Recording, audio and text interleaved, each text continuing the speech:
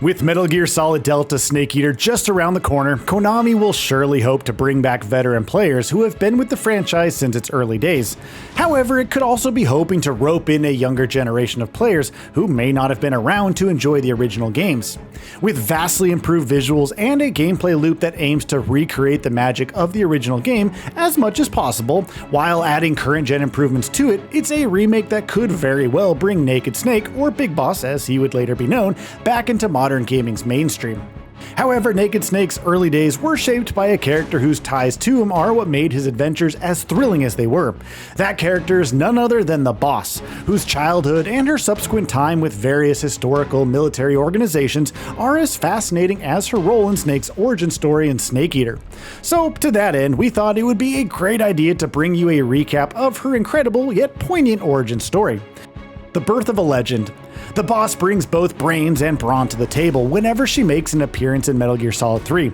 Her talents are no accident though, and come from years of training to become a lethal force on the battlefield and a cunning presence behind enemy lines. Although we first met the Boss in 1964 during Metal Gear Solid 3's Virtuous mission, when she acts as a support member of the Fox unit that helped Naked Snake on a mission to extract Russian scientist Nikolai Stepanovich Sokolov, our story goes as far back as the aftermath of the First World War. Now, during that time, influential citizens of the United States, China, and Russia came together to form a powerful organization called the Wise Men's Committee, also known as the Philosophers, a group of people who originally had noble plans, including seeking to rebuild countries that were devastated by the war, pulling together support and a massive amount of money to achieve that goal. But as with most stuff, things went awry.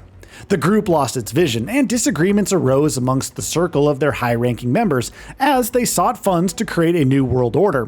Following the deaths of the original founding members of the Wise Men's Committee, infighting within the organization caused the money, and a lot of it apparently, a $100 billion fund called the Philosopher's Legacy, was to be fragmented and hidden in banks all across the world. This money will be used to fund some of the advanced tech available, including atomic bombs, the Cobra unit, and other top-secret stuff. While all of this was happening, the Boss was born to a member of the Wise Men's Committee, and learned of the Philosopher's secrets from her father. As is the case with secret societies, that knowledge led to the organization killing her father and adopting her into its ranks. In their care, she grew up to learn the ins and outs of being an effective military spy in organizations. The Boss's experience and obvious talent for her craft earned her a recommendation to the SAS from the Philosophers. Her early military career saw her participate in several significant events, such as the formation of Lay Force, where she met Zero, then known as David O, with the duo taking on many missions together. Due to her charisma and reputation, Zero was impressed by her thoughts and ideals, something he would later on misinterpret and almost ruin the world. It was during World War II that the Boss's legend really began to take shape. A super soldier of sorts. The Boss's time with the SAS led to her earning a name for herself with her expertise in extraction missions, which required that the target of the extraction be brought back alive.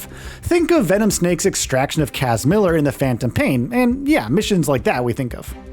Her versatility at completing such high-stake missions, and that too with relative ease, was later touted by Zero and eventually earned her command of her own elite unit called the Cobra unit. But there were some failures as well. The Boss would carry the weight of a failed hit, taking out John von Neumann. She had believed the Manhattan Project scientist was a Nazi informant, but that was actually fake information propagated by the Soviets so that the project turns out to be a disaster. In the time that followed, as tensions escalated into the Cold War, she blamed herself, convinced that his survival had helped shape the conflict. Regardless, the formation of her Cobra unit in 1942 was her next big milestone.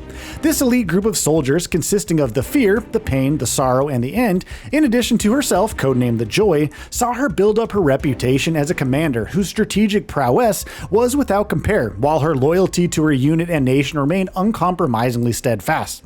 Thanks to funding by the Philosopher's Legacy, this unit specialized in supernatural powers, as was evidenced by their respective boss encounters in Snake Eater. Garnering the respect and admiration of friend and foe alike, she soon cemented her place as the leader of the Cobra unit, leading them from success to success, while forming very deep bonds with each other with all of them over time. She was able to encourage her soldiers to process the emotions they felt in the field, the reason for their codenames, earning their utmost loyalty in the process. Now, during this time, she expanded her repertoire of skills, becoming something of a legend at espionage and close quarters combat, something she had co-developed with Naked Snake. Skills that would continue to serve her for the rest of her military career. Her fellow Cobra members respected her leadership and empathy towards their own struggles with their actions on the battlefield, and the boss was soon seen as a mother figure by her subordinates in the elite unit. Her abilities and the Cobra's tactics on the field resulted in victory during World War II, and she was called as the Mother of Special Forces. However, that wasn't the case with the Sorrow, as the boss found herself pregnant with his child.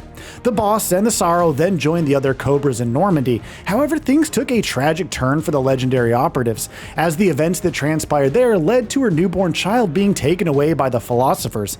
That child would one day grow into the man known as Ocelot.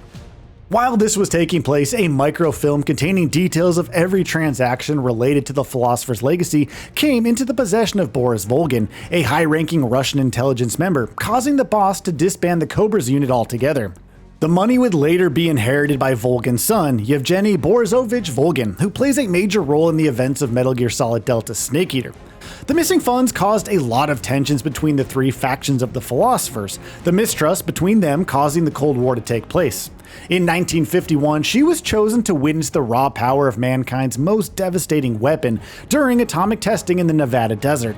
It left her unable to have children. Not long after, she encountered a young soldier named John, also known as Jack and later on by the codename Naked Snake.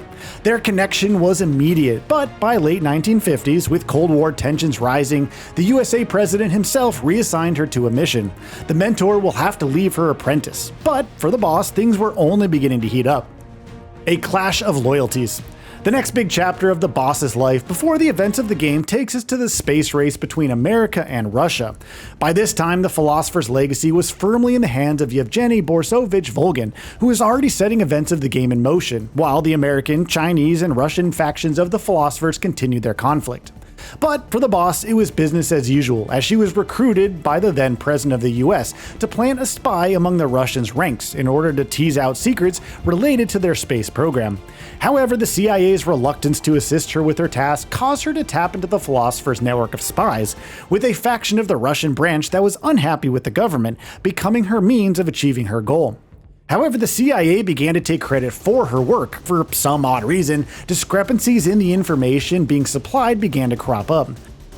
Frustrated with the situation, she took into her own hands and infiltrated the Russian research facility on her own, where she soon discovered that her mole among the Russians had actually switched sides, supplying NASA with faulty information.